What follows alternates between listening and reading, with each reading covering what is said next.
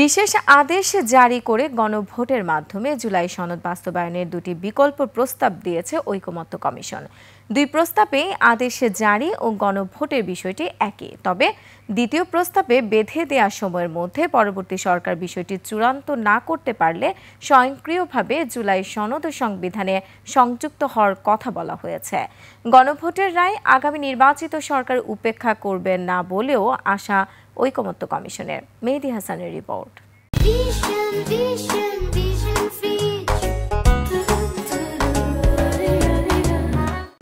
জুলাই জাতীয় সনদ বাস্তবায়নের উপায় সম্পর্কিত সুপারিশমালা প্রধান উপদেষ্টার হাতে তুলে দেওয়ার পরই ফরেন সার্ভিস একাডেমিতে গণমাধ্যমের মুখোমুখি হন কমিশন সহসভাপতি ডক্টর আলী রিয়াজ।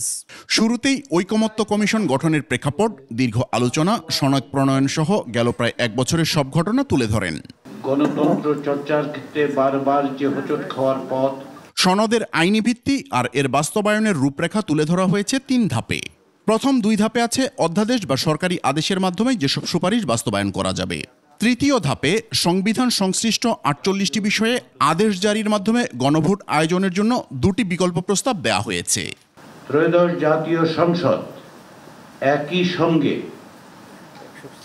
সংবিধান সংস্কার পরিষদ এবং জাতীয় সংসদ হিসেবে কার্যকর থাকবে।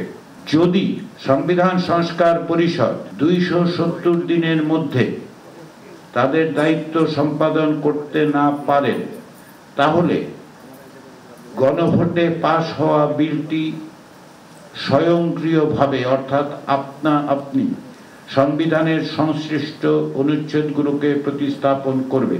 তবে সেই আদেশ রাষ্ট্রপতি না প্রধান উপদেষ্টা কে জারি করবেন, আর গণভোট নির্বাচনের দিন না তার আগে হবে, সে বিষয়টি সরকারের হাতে ছেড়ে দিয়েছে কমিশন। প্রত্যেকটা বিষয় নিঃসন্দেহে আমরা অতীত অভিজ্ঞতাকে ধার করব, সংবিধানের সাংবিধানিক বৈশ্বিক ইতিহাস দেখব, কিন্তু প্রত্যেকটা রাজনৈতিক পরিস্থিতির একটা ইউনিকনেস আছে, সেটা আমাদেরকে বিবেচনা করতে হবে। আমরা এখন যে অবস্থায় আছি সেটা এক ধরনের স্টেট অফ এক্সেপশন।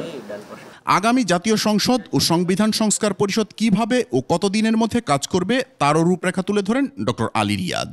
বাস্তবায়ন প্রক্রিয়ার আলোচনায় গণভোট এসছে এবং গণভোটের ক্ষেত্রে আমাদের প্রস্তাবটা হচ্ছে সবকিছুই জনগণের কাছে নিয়ে যান। জনগণ যদি বলে তাহলে তারা সেই জনগণের রায় পাবার পরে রাজনৈতিক দল তার ভূমিকা নির্ধারণ করবে। বাস্তবায়নের পথরেখা চূড়ান্ত হওয়ায় এখন এনসিপি সহ বাকি দলগুলো জুলাই জাতীয় সনদ সই করবে বলে আশা ডক্টর রিয়াজের। মেহেদী হাসান, 21 টেলিভিশন, ঢাকা।